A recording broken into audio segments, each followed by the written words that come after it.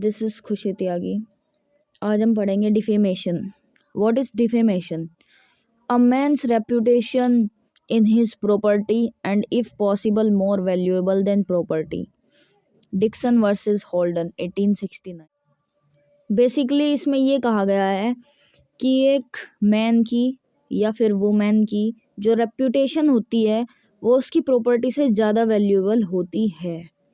ठीक है, तो विनफील्ड ने एक डेफिनेशन दी थी, publication of statement which tends to a lower person in the estimation of right thinking member of society generally और विच मेक्स देम शन और अवॉइड दैट पर्सन। बेसिकली यही क्या कहा गया था कि कुछ भी स्टेटमेंट दी जाती है, जो भी पब्लिकली जो कुछ भी स्टेटमेंट्स आती है वो जो है किसी की पर्सन्स के रेप्यूटेशन को हार्म ना कर दे और उसे हमें अवॉइड करना चाहिए। डिफेमेशन जो है वो दो टाइप से होते हैं, एक तो होता है सिविल रॉन्ग, एक होता है क्रिमिनल रॉन्ग। ठीक है, टू टाइप्स के लॉ होते हैं इंग्लिश में, लिबल और स्लैंडर। और बेसिकली जो है इंडियन कॉन्स्टिट्यूशन में तो डिफेमेशन ही होता है और ऐसा कुछ नहीं होता लिबल और स्लैंडर। डिफेमेशन जो है वो डिफेमेशन ही होता है। लिबल जो है वो होता है परमानेंट फॉर्म में, जो एक परमानेंट फॉर्म में हो, जैसे हमने किसी के थ्रू मतलब किसी के बारे में आर्टिकल छाप दिया या न्यूज़ छाप कर दी, उससे उसकी जो रेपुटेशन थी वो ख़राब होगी। स्लेंडर बेसिकली स्लेंडर होता है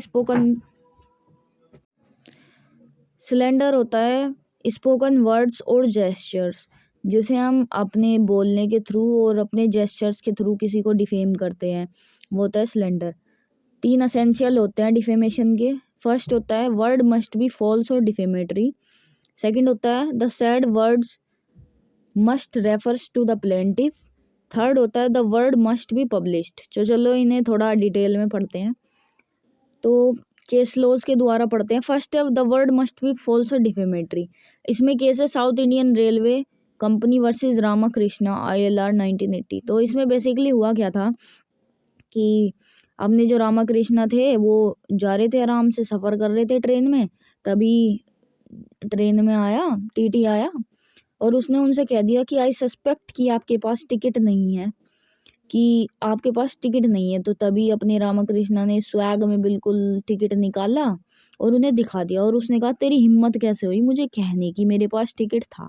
तो इन्होंने डिफेमेशन का केस कर दिया, जबकि उन्होंने ऐसा कुछ कहा नहीं था, क्योंकि हो जाता है ट्रेन में बहुत लोग हैं जो बिना टिकट के चढ़ते हैं, बिना टिकट के सफ़र करते हैं, और उन्होंने आज सस्पेक्ट बोला था कि उन्होंने ऐसा बिल्कुल कंफर्म नहीं कहा था कि तुम्हारे पास टिकट नहीं है और तुम बिना टिकट के चढ़े हो।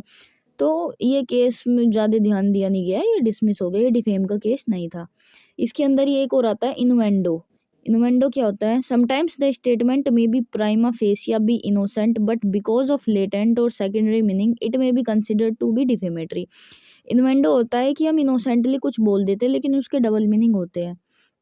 जैसे अगर हम किसी के साथ घूमने गए हैं, फॉर एग्जाम्पल अगर हम किसी लड़के के साथ घूमने जा रहे हैं, तो सामने वाला आपको बोलेगा आज तो घूमने जा रहे थे, तो और उसके बाद बोल दे you know what I mean. तो इस स्टेटमेंट का बहुत फ़र्क पड़ता है। उसने कुछ कहा नहीं लेकिन ना कहने में भी उसने बहुत कुछ कह दिया। इसमें एक केस था Cassidy versus daily mirror newspaper. उसमें क्या हुआ था, कैसिडी था और उसकी मतलब किसी के साथ शादी होने वाली थी, तो डेली मिरर न्यूज़पेपर ने डाल दिया, एक स्टेटमेंट डाल दी, Mr Cassidy the race horse owner and Mrs X who engaged has been announced. तो ये सुनने में काफ़ी बुरा लग रहा है, कि अजीब सा लग रहा है कि क्यों डाला, क्यों? अगर कोई किसी के साथ घूम रहा है तो ज़रूरी नहीं है कि वो उसके साथ इंगेज्ड अनाउंस हो चुका है। तो इस पे केस हुआ था। सेकंड आता है word must refer to the plaintiff. इसके अंदर एक केस है Hulton and company versus Jones 1910 का ये केस है। ठीक है, तो इसमें एक केस है Hulton and company versus Jones 1910। तो इसमें बेसिकली हुआ क्या था, इसमें हुआ था कि एक फिक्शनल कैरेक्टर बना दिया गया था एक नाम को लेके और उसके बारे में गलत गलत चीज़ें बोल दी गई थी। तो अब अपने जो प्लेंटिफ थे वे उसने को केस कर दिया क्योंकि उनका नाम भी वही था। तो फिर कोर्ट में ये बताया गया कि जो नाम होता है वो अनलिमिटेड होता है, वो लिमिटेड नहीं होता है, वो किसी का भी नाम हो सकता है। अगर आपको कोई यूनिक नेम नहीं है तो वो नेम किसी का भी हो सकता है। तो डिफेंडेंट को जो है वो ये प्रूव करना होगा कि उसने जो वर्ड पब्लिश किए वो जो थे वो इनोसेंटली पब्लिश्ड किए, उसे उनके बारे में नहीं पता था और वो उनके लिए बहुत सॉरी फील करता है, ठीक है। तो ये उन्हें फील करना पड़ेगा, ठीक है। Third, word must be published. Publication means क्या होता है, making the defamatory matters known to some other person other than the person defamed, ठीक है। इसमें एक केस है TJ Ponnen versus MC Varghese, 1970 का ये केस है। इस केस में बेसिकली हुआ क्या था, इसमें ये था एक हस्बैंड ने अपनी वाइफ को एक लेटर लिखा था जिसमें उसने अपने ससुर के बारे में गलत गलत बोल रखा था।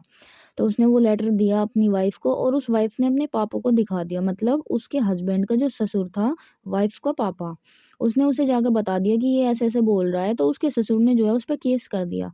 लेकिन केस में फिर ये बताया गया कि जब वो कोर्ट में गया, ये बताया गया कि ये जो है पर्सनली मेल किया गया था अपनी वाइफ को, तो उसका कोई राइट नहीं बनता किसी को दिखाने का, ना ही उसने डिफेम किया पब्लिकली, उसने पर्सनली अपनी वाइफ को लेटर भेजा था, ठीक है। वो लायबल तो है, वो डिफेमेशन किया है, बट अभी उसने जो है अपनी वाइफ को लेटर सेंड किया था, तो वो जो है उसे पनिशमेंट या कुछ भी नहीं मिलेगा, ठीक है। तो डिफेंसेस की बात करते हैं, डिफेंसेस आते हैं डिफेमेशन में। फर्स्ट है जस्टिफिकेशन और ट्रूथ। इसमें एक केस है राधेश्याम तिवारी वर्सेस एकनाथ 1985, ठीक है। तो इस केस में बेसिकली हुआ क्या था, इस केस में अपने जो न्यूज़ एडिटर थे उन्होंने जो है अपने डिफेंडेंट के उसमें लिख दिया था कि ये घूस खाता है, या फिर वो एक गवर्नमेंट ऑफिसर था उसके बारे में लिख दिया था कि ये रिश्वत लेता है, ये ऐसा है, ये तो ऐसे काम करता है, ये काम सही से नहीं करता, ये सब लिख दिया था, ठीक है। तो बेसिकली जब ये केस जो है कोर्ट में गया तो कोर्ट ने बताया कि भाई ना तो तुम्हारे पास कोई एक्चुअल प्रूफ है, ना तुम्हारे पास कुछ है, और तुमने जो ओनर था, जो गवर्नमेंट ऑफिसर था, उसके बारे में कुछ भी छाप दिया, उसे कुछ भी बोल दिया है इतना गलत सलत, तो ये डिफेमेशन है।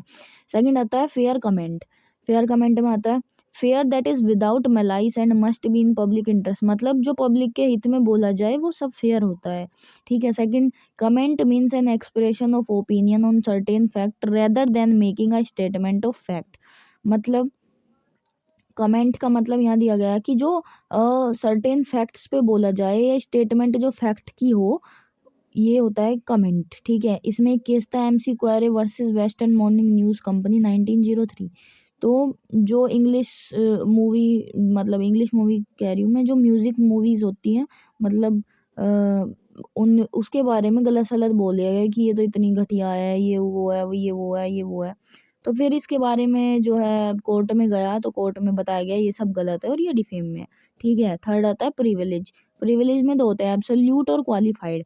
एब्सोल्यूट होता है कि हम कुछ भी बोल सकते हैं, कुछ भी बोल सकते हैं, चाहे वो गलत हो, चाहे वो सही हो, चाहे वो कुछ भी हो, हम कुछ भी बोल सकते हैं। इसका एग्जाम्पल है पार्लियामेंट। पार्लियामेंट में हम कुछ भी बोल सकते हैं जो हमारा मन करे, गलत सलत कुछ भी बोल सकते हैं।